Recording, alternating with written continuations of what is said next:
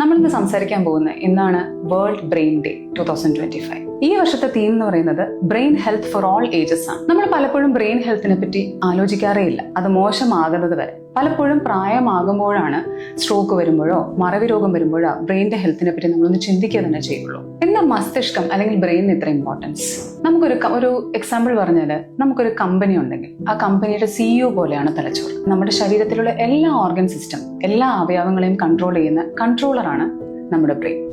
അപ്പൊ നമുക്കൊരു സിമ്പിൾ ആയിട്ട് ഒരു 5 സ്റ്റെപ്സിൽ ഈ പ്രാവശ്യത്തെ ബ്രെയിൻ ഹെൽത്ത് എങ്ങനെ നമുക്ക് സംരക്ഷിക്കാം എന്നുള്ളതൊന്ന് ശ്രദ്ധിക്കാം. 5 tips. First one is sleep well. നന്നായി ഉറങ്ങുക. എന്തുകൊണ്ടാണ് ഉറക്കത്തിന് ഇത്ര ഇമ്പോർട്ടൻസ്? നമ്മൾ 7 തൊട്ട് 8 മണിക്കൂർ വരെ വളരെ നന്നായിട്ട് ഉറങ്ങണം. നമ്മുടെ ബ്രെയിനിലെ ഗ്ലിംഫാറ്റിക് സിസ്റ്റം എന്ന് പറയുന്ന ഒരു സിസ്റ്റം ഉണ്ട്. ആ ഫ്ലൂയിഡ് വഴിയാണ് വേസ്റ്റുകളെല്ലാം പുറത്തോട്ട് പോകുന്നത്.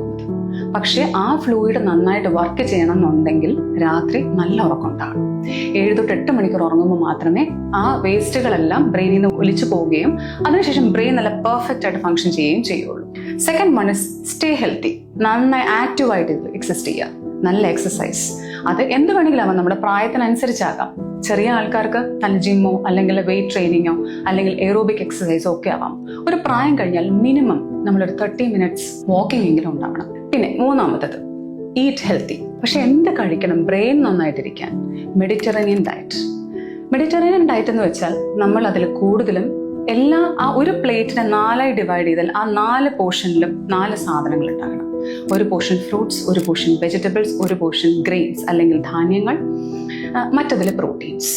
ഇതെല്ലാം ഉൾക്കൊള്ളുന്ന മിക്സഡ് കളർ പ്ലേറ്റ് ആയിരിക്കണം നമ്മുടെ ഭക്ഷണം. പിന്നെയുള്ളത് നമുക്ക് വളരെ ഇമ്പോർട്ടൻ്റ് ആയിട്ടുള്ള ഒരു കാര്യം, you should be very smart. Stay smart. അപ്പൊ നമ്മൾ ആലോചിക്കുക, എന്താ ഈ സ്റ്റേയിങ് സ്മാർട്ട്? നമ്മുടെ ബ്രെയിൻ ആക്റ്റീവ് ആയിട്ടിരിക്കണം. ഇല്ലാതെ പുതിയ പുതിയ ഇൻപുട്ടും സ്റ്റിമുലസും കിട്ടിക്കൊണ്ടിരിക്കണം. അപ്പൊ അതെന്താണ് ഈ ഇൻപുട്ട് ആൻഡ് സ്റ്റിമുലസ്? നമ്മൾ എന്തു കാര്യവും പുതിയതായിട്ട് എപ്പോഴും പഠിച്ചുകൊണ്ടേയിരിക്കണം. So learn, read and stay smart. അത് വളരെ ഇമ്പോർട്ടൻ്റ്. വർഷത്തിൽ എന്തെങ്കിലും ഒരു പുതിയ ഗെയിമോ അല്ലെങ്കിൽ എന്തെങ്കിലും ഒരു പുതിയ സ്കില്ലോ നമ്മളിപ്പോൾ പഠിച്ചുകൊണ്ടേയിരിക്കണം. അവസാനം നമുക്ക് ഏറ്റവും കൂടുതൽ ഇപ്പോഴത്തെ കാലഘട്ടത്തിൽ നമ്മൾ മിസ്സായി പോകുന്നൊരു കാര്യം എന്താണെന്നറിയോ? കണക്ഷൻസ്. Stay connected. അതാണ് 5th and the most important point, especially ഡിമെൻഷ്യയിൽ. നമുക്ക് പലപ്പോഴും ഇപ്പോൾ കാണുന്നില്ലേ, പണ്ടുള്ളതിനേക്കാളും കൂടുതൽ മറവി രോഗങ്ങൾ ഇപ്പോൾ കാണുന്നു. എന്തുകൊണ്ടാണെന്നറിയോ? നമുക്ക് അങ്ങോട്ടും ഇങ്ങോട്ടും കണക്ഷൻസ് ഇല്ല. നമ്മുടെ ആകെയുള്ള കണക്ഷൻ ടിവിയും സോഷ്യൽ മീഡിയയും ഫോണും മറ്റും മാത്രമാണ്. നമുക്ക് എത്രത്തോളം ഫ്രണ്ട്സും സോഷ്യൽ സർക്കിളും ഉണ്ടോ അത്രത്തോളം നമ്മുടെ ബ്രെയിൻ ആക്റ്റീവ് ആയിരിക്കും.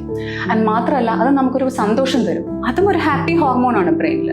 അതും നമ്മുടെ ബ്രെയിൻ ഹെൽത്തിനെ നന്നായി മെയിൻറ്റെയിൻ ചെയ്യും. So social connections are very important. ഈ 5 പോയിന്റ് മറക്കാതിരിക്കുക.